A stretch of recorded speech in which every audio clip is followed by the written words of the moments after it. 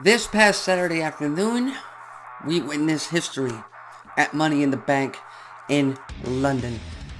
Because for the first time in over 3 years, for the first time in practically 3.5 years, the tribal chief himself, the current undisputed WWE Universal Champion, Roman Reigns, was pinned in the middle of a WWE ring. Something that had not happened since December of 2019, back when Roman Reigns was still the big dog, back when he was still the babyface in any type of rivalry he was in, and the man who pinned him back then was Baron Corbin.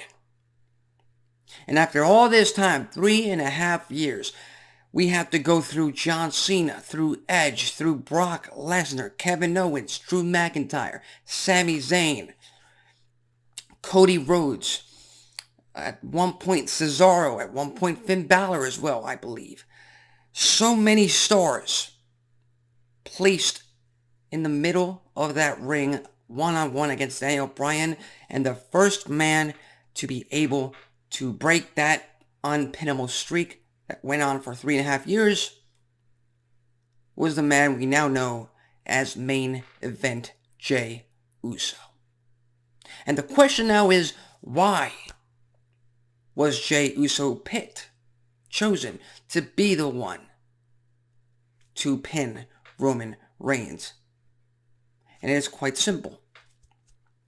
It goes with the fact that I've been arguing that this stable, the Bloodline, this entire storyline is based on mafia. It's based on mob ties. Which means it's a family affair, which means Jey Uso, being that he is technically on screen Roman Reigns' cousin, it makes sense for the whole evolution, the whole disruption, the whole dissolution of the stable itself, of the family itself, to crumble from within. And I didn't call this, because if you recall from my predictions for the Money in the Bank pay-per-view, I did say that given the fact that Reigns and Sikoa weren't able to become undisputed tag team champions back at Night of Champions, given that fact, that changed my perception to the point that now the Usos had to win this match. They had to win this Bloodline Civil War. And they did, which was the right call, because they were building towards a Jey Uso versus Roman Reigns match program for SummerSlam over the Universal Championship. But at the time, I said, yes, the Usos win this match, no doubt in my mind, but Roman Reigns does not take the pin. They do not take the pin, because the very first pinfall that Reigns takes in 3.5 years, and over 3.5 years, should be for the undisputed Universal Championship. The title should be on the line. He should lose the title when he gets pinned. And WWE decided to go a different route. They went against that kind of path for the current tribal chief. So now my thought process is that, alright, this pinfall has its purpose. Because now Jey Uso, on tonight's episode of SmackDown, can go up to the tribal chief, can go up to Roman Reigns and say, I pinned you at Money in the Bank. Something that hasn't been done in over 3 years. So now guess what? I demand, I am owed a Universal title match against you, Roman Reigns. And I want it at SummerSlam. That was the whole purpose of Jey Uso pinning Roman Reigns all the way back in Money in the Bank. All the way back, which was last week. But still, that's the entire reason why Jey Uso, Main Event Jey Uso, pinned Roman Reigns at Money in the Bank. But I will tell you this, it will not happen again. It will not happen again. Because when this match is official, And when Roman Reigns takes on Jey Uso at SummerSlam for the undisputed Universal Championship, Reigns will come out on top.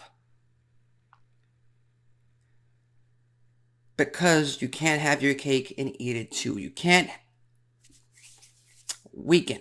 You can't threaten the current status of Roman Reigns by having him be pinned, lose twice in a row. Not on the current run he's been in.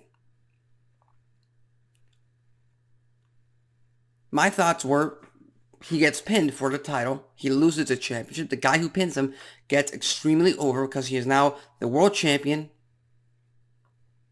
And he beat Roman Reigns. As simple as that. But now, that pinfall served its purpose. And Reigns is going to continue to beat Jey Uso like he's done in the past. He's going to retain his title. But now, his bloodline has gotten weaker. The Usos are no longer there. Solo Sikoa saw his tribal chief, Roman Reigns, lose his mind. Practically break down over the fact that he could not finish off the Usos. Because the Usos are just that damn good when it comes to tag team wrestling. They are one of the best tag teams in all of WWE history. Michael Cole, WWE itself, they've always made it a point on their programming. So Reigns, after he deals with Jey Uso, after he beats main event Jey Uso, Reigns still has to deal with Solo Sikoa so that the bloodline can once and for all end, be gone for good. These are all just steps in storytelling. These are just all chapters in the, or pages rather, in the last chapter of the bloodline before we actually get the guy who beats Roman Reigns for the title. Should it be Jey Uso? There's an argument that he should be. Like I said, it should be a family affair. Somebody from the bloodline should dethrone the tribal chief. Yes. It won't be main event Jey Uso simply based on the fact that he already pinned Reigns at Money in the Bank. So currently I'm only left with two options. Either Cody Rhodes gets his rematch at WrestleMania next year and he finally beats Roman Reigns and becomes WWE Undisputed Universal Champion, or it's going to be the enforcer of the bloodline, Solo Sikoa, because he is one of the most protected stars as well on the current main roster. And this is a very simple story they're telling that keeps getting us enthralled, keeps lining us up for more and more and more. There's a reason why tonight on SmackDown we want to watch this tribal court between the bloodline. There's a reason why SmackDown viewership has gone up. Social media interactions has gone up. The vast minority, the vocal minority on the IWC hate the fact that Reigns keeps retaining his championship. But to the mainstream viewers, to the casual viewers, the ones who actually bring notoriety and the money, they know who Roman Reigns is. They know what he represents. So they keep watching. Main event Jey Uso served his purpose, and at some point down the line, maybe that elevates him to the world title. But it won't be at SummerSlam because he already pinned Reigns at Money in the Bank to get his title shot, which, again, I'm predicting right now, he will lose to the tribal chief at Roman Reigns, and the story of the bloodline will continue between Sikoa and Reigns, that tension building up amongst the wise men as well, Paul Heyman. But again, that's just my theory. Those are my thoughts on what transpired at Money in the Bank. All the story beats that they hit right on the nose at Money in the Bank. Fantastic match. It started up a little bit slow, but again, that's just a way of building up to the climax of the actual match to get the crowd really into it, to let it sink in, instead of going full throttle from the get-go like so many other matches do. So with that said, what are your thoughts on Jey Uso pinning Roman Reigns? Do you think it was a right call? Do you think it should have been for the world title that Reigns was finally pinned?